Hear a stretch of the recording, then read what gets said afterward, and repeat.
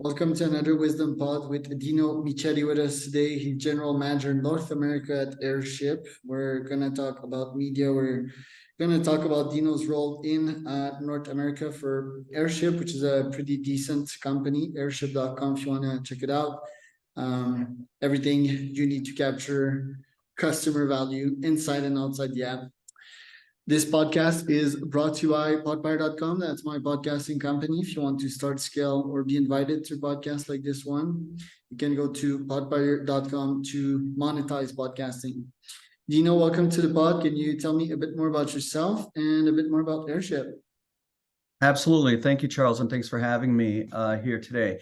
Yeah, a little bit about myself. Been in the martech, adtech, CRM world for over 25 years now, working at companies like Epsilon, now Publist, through some larger loyalty companies like Connections Loyalty on the adtech side with IP on Web, which is now part of Criteo. They were acquired by Criteo, and now with Airship. A lot of the work I do with Airship right now is working with our clients across the media, technology, entertainment verticals, both sort of, working on how they manage and utilize the platform, but also a lot of it is based on strategy and, how do you strategically engage with your customers, in a world where there's a lot of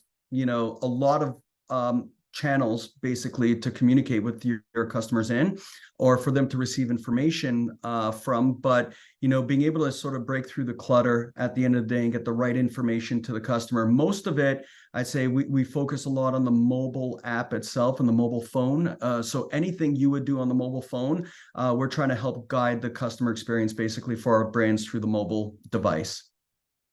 And what do you charge for that, for example? Yeah, so typically on our side, the fees work on basically monthly active users for the most part. So based on the number of people, not how many messages you send. So, as an example, there are news organizations that are sending up to 80 breaking news alerts a day, as an example, depending on the day, right? So, we don't do it by the number of, transactions or sends. We do it by the number of customers basically that we host. There are, certain things that are a little more transactional based. So if you're doing, messages within the app, if you're doing web messages, if you're doing OTT type messages, those basically more have a transaction. So it's a per message basis. But I'd say the core of what we do is sort of wrapped up in a single price based off the number of contacts in your database. Right, and tell us about your background precisely at Epsilon. I'm interested in learning how the heck did you spend 13 years there, and what was your last role when you left, and why did you leave Epsilon in 2016? Yeah, no, great questions. So it's actually the bigger question is how to get from becoming a teacher to going to Epsilon, which is even the bigger jump. But started working at a company actually that was called Bigfoot Interactive at the time. This was about 2003. So I taught for about 5 years and realized I will be perpetually broke if I remain a teacher. And I had kids. I had just had my second child, and I said, I need to start taking a look at doing something where I can actually provide for my family a little better. So a friend of mine actually was CEO of the company called Bigfoot Interactive, which is a large email marketing company at the time. This was in the days where you would cold call people and say, hey, do you want to do email? And major brands like Target would say, well, we don't want to spam our customers. We don't do email, right? So it goes back quite a ways, is what I'd say. But long story short, Bigfoot Interactive was acquired by Epsilon. So they acquired that asset.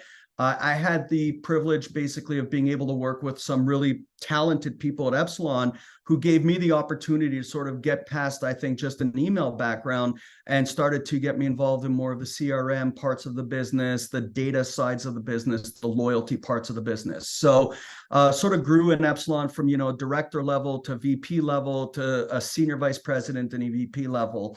My last remits there were sort of overseeing parts of the technology stack as it relates to loyalty, and those client relationships. But I'd say in the last 2 years I was there, I was actually doing large strategic projects. So we'd have clients like Dell or Marriott that were using multiple services across everything we did, data, loyalty, email, you name it as it relates to the ecosystem. And they were multinational, right? So based in, whether it's, Japan and in Eastern Europe and, European division, South America. So I was running these accounts basically that were multi-tentacled, and global, and trying to make sure that, these, where we'd have teams of 40, 50, 60, 70 people delivering on solutions for these clients, to make sure that we were in a full alignment and helping both implement our solution, but then let the clients maximize their investment with us.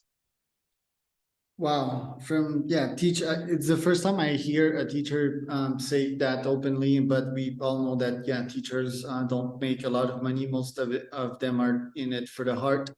Obviously, there's some of them that are just pissed all the time from not getting a lot of money and just being with little ones that they hate. But I don't think that's the majority. I think that helped you quite a lot in your career, right? To just get these skills of teaching people. Basically, I think that's a number one and most underutilized skills in sales. For me, sales nowadays is 100% honesty and just adding value all the time.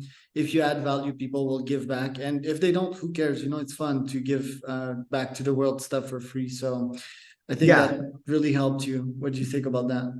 No, 100%. I think the teaching part of it, I think there's a understanding how people learn at the end of the day, or how people digest information, I think is really helpful.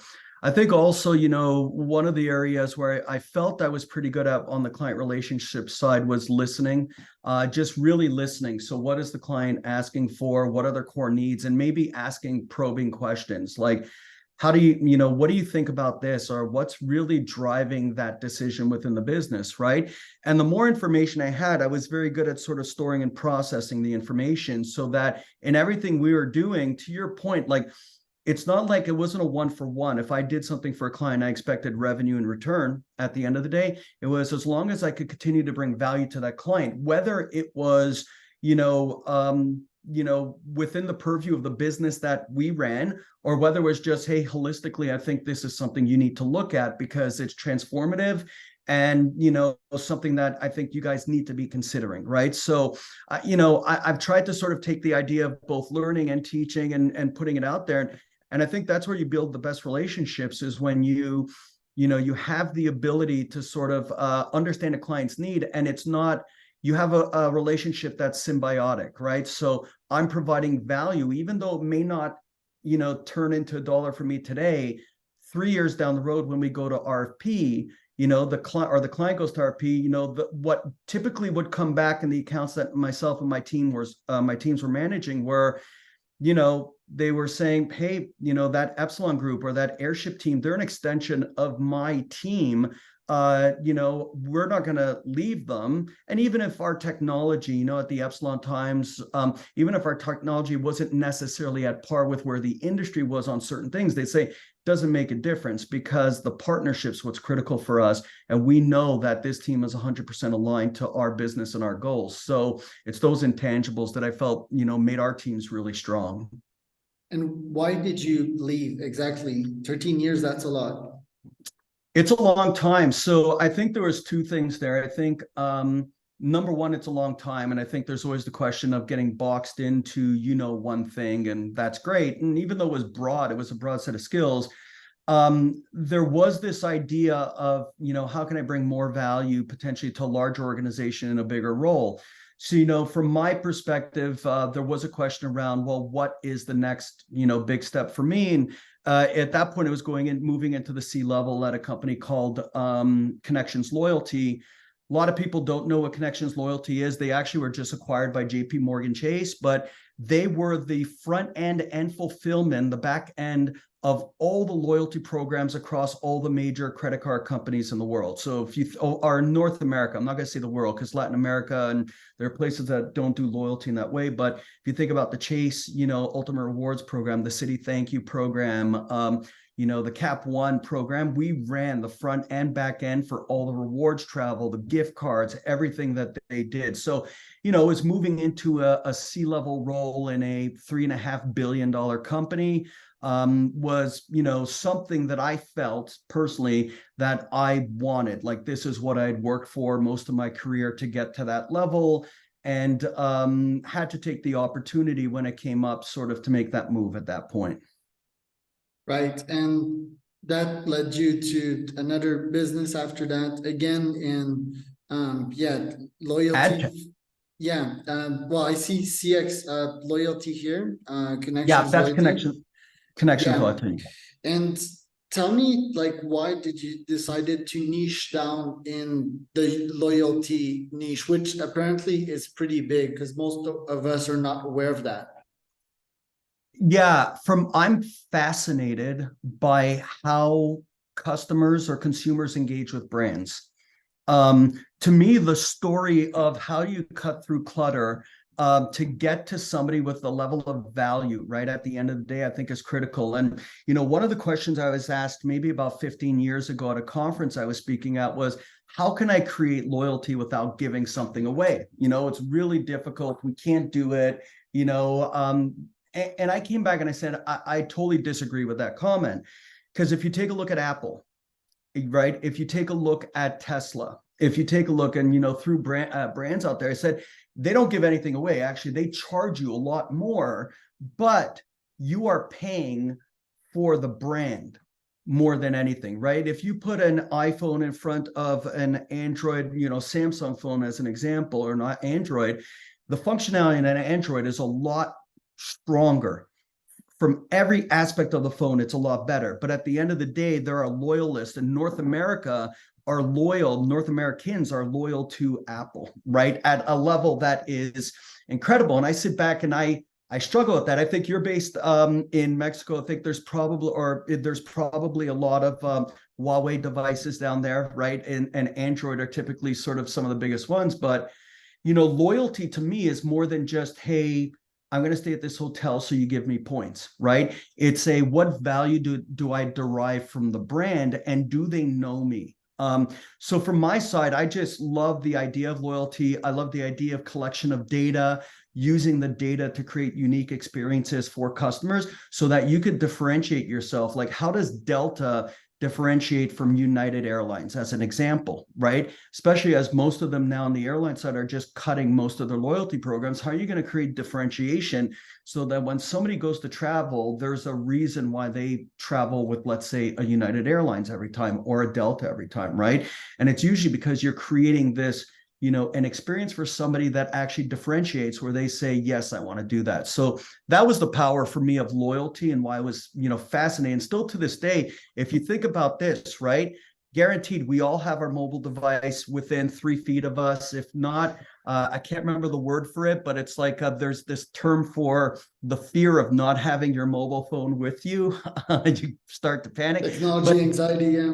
Yeah, exactly. But this is new age loyalty. If I can get somebody to download my app and then keep that app on the phone for 30 days, there's a high probability that the person's found utilization of that app, and that they're not going to delete the app, right? So when I think of loyalty today, it's, can I get somebody to download my app and then use it on a fairly consistent basis?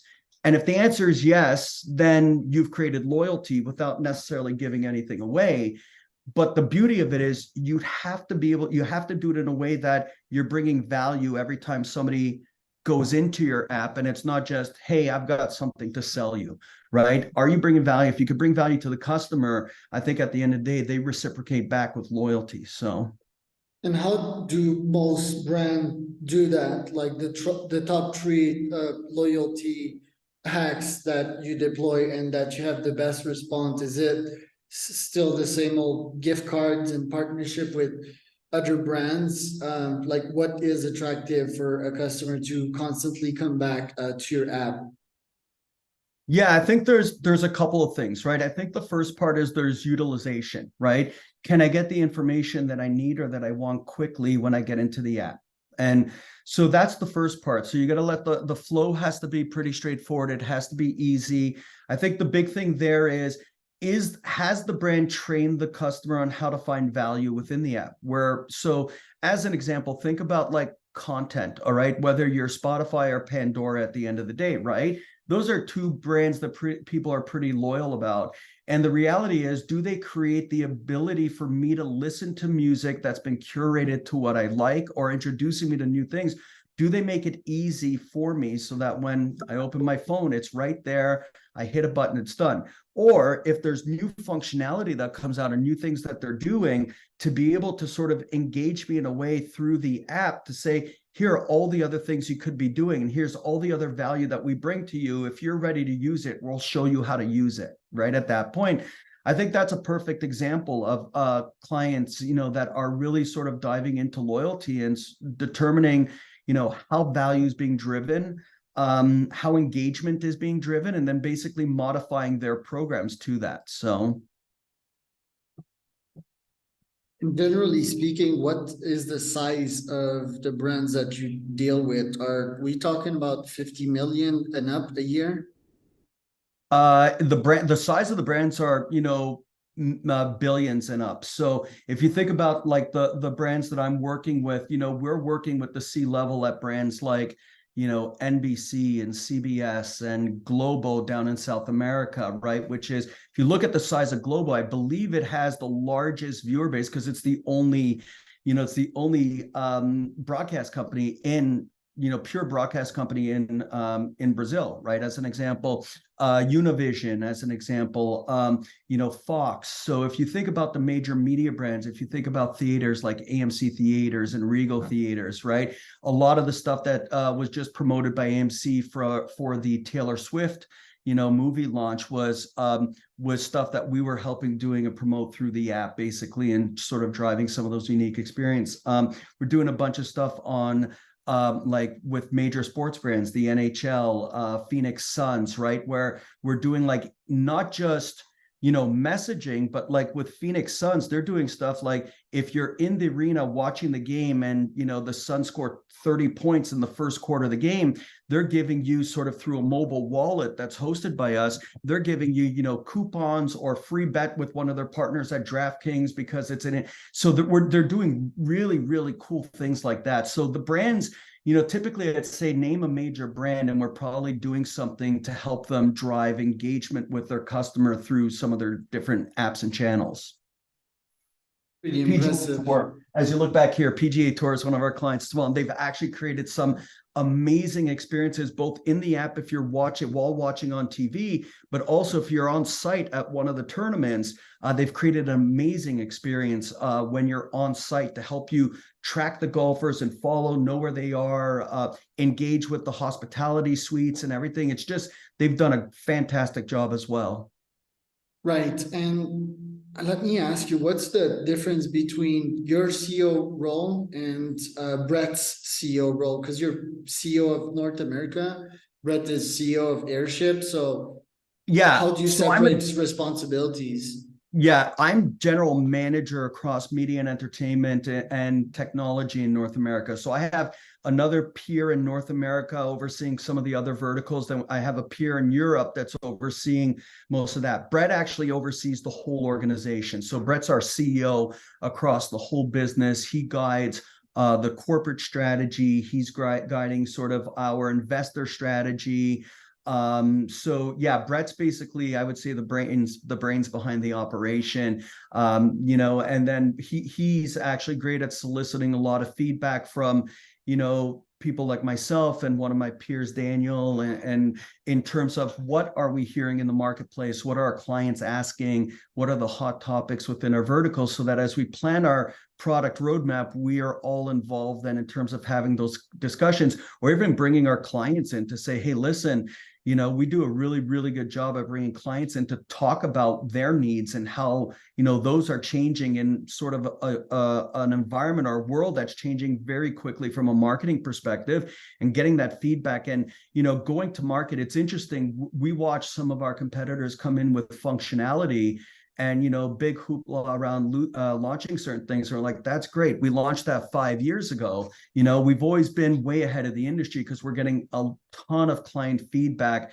and developing that really quickly into our product. So Right. So what would be your top 3 objective for next year? Because the year's already ending. yeah, I think the biggest thing for me is this. I really am looking to double down in terms of being able to activate client data better for them.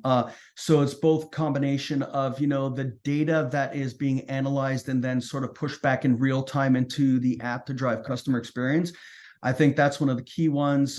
Doubling down on some of our partnerships with like Google and some of our connections with BigQuery and through some of the other I'd say data transfer companies out there. Basically, I think would be one of the first quick ones. The second one is, as I take a look at media, basically is much deeper, I'd say, penetration into the OTT space and CTV. When I say penetration, it's not that we're not there already, but I don't think clients are necessarily, they've cracked the nut on how to engage a customer while they're watching content. Like if you're watching NBC, how do I engage you? Because everybody knows that while you're watching TV, you're also doing this with your phone, right? So you're not really watching the content at the end of the day.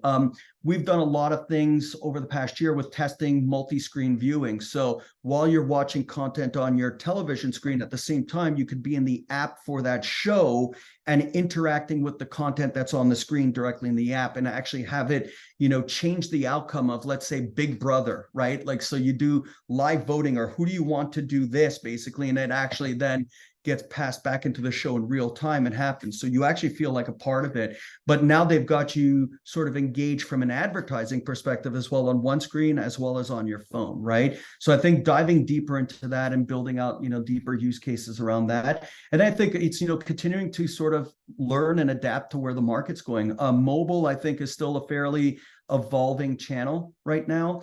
It means a lot of things to a lot of different people. So I think, continuing to sort of talk to clients, see what they're looking for, what their needs are, what they're thinking about from a business perspective and what their 2-year, 3-year roadmap looks like, and being able to make sure that, we're continuing to evolve to meet those, needs that they have, not just today, but, 3 years down the road. And what trends are you seeing in the AI world and how will you incorporate them in Airship? Yeah, so we've already we have a couple of AI products. We've had optimized send time, best time to send messages in our platform for a while now, which is AI driven.